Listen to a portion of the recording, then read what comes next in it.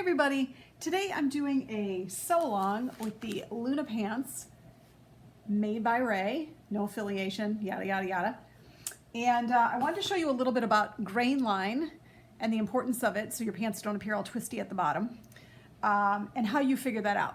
So the selve edge is the finished edge right here that is along the outside edge. It doesn't ravel. It's usually got maybe some dots or something in it where they might have attached it to the thing when they were weaving the fabric.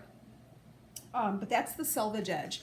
And I have it lined up pretty well, roughly lined up here along the line that's on my pattern cutting board here. I'll adjust this a little bit here. The most important thing is, though, that your pattern pieces are aligned with the grain line, not necessarily that your fabric is aligned with your board, right? So pattern pieces with grain line, and we're going to measure that.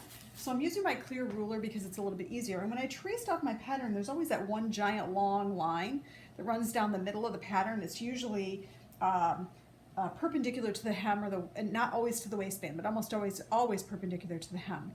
So I'm going to take my ruler and I'm going to lay it at the top of that, up at the top here, which you guys can't even see. It would be like right in here, right?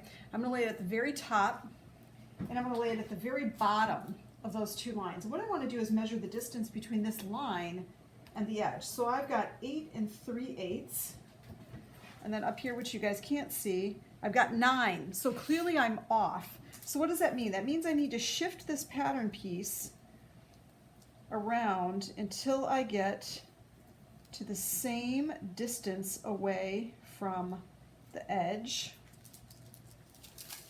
my selve edge, as I am with the other piece. And I'm going to adjust this a little bit here.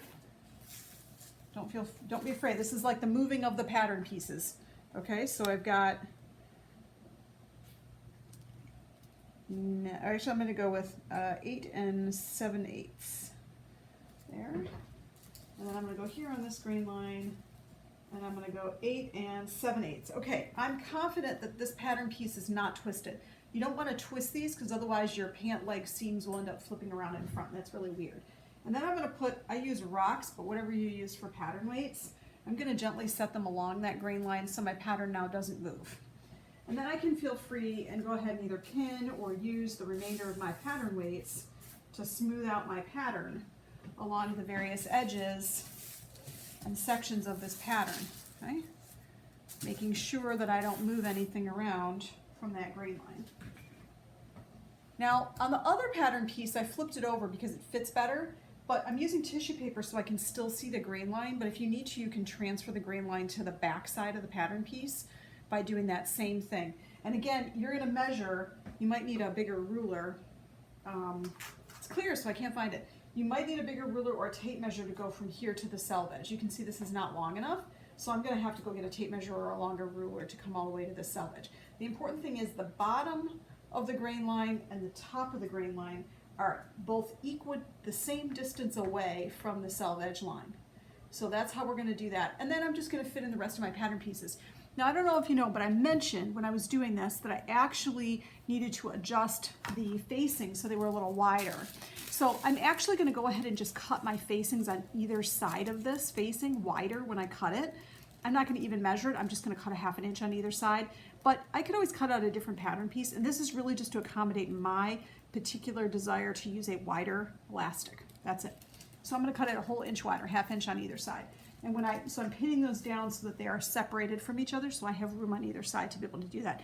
Otherwise, I'm not making any alterations to this pattern right now. I'm not even making an ankle alteration because it's pretty straight from the alteration point down, and I'm not tall enough to require lengthening. I'm only short enough to require shortening. And because it's straight from the lengthen point down to the hem, there's no taper, I can feel free and just fold it up, right? Or trim it off or whatever. So that's how I'm doing it. So that's grain and that's cutting out, and I'm getting ready to make my tester pair of Luna pants from Made by Ray.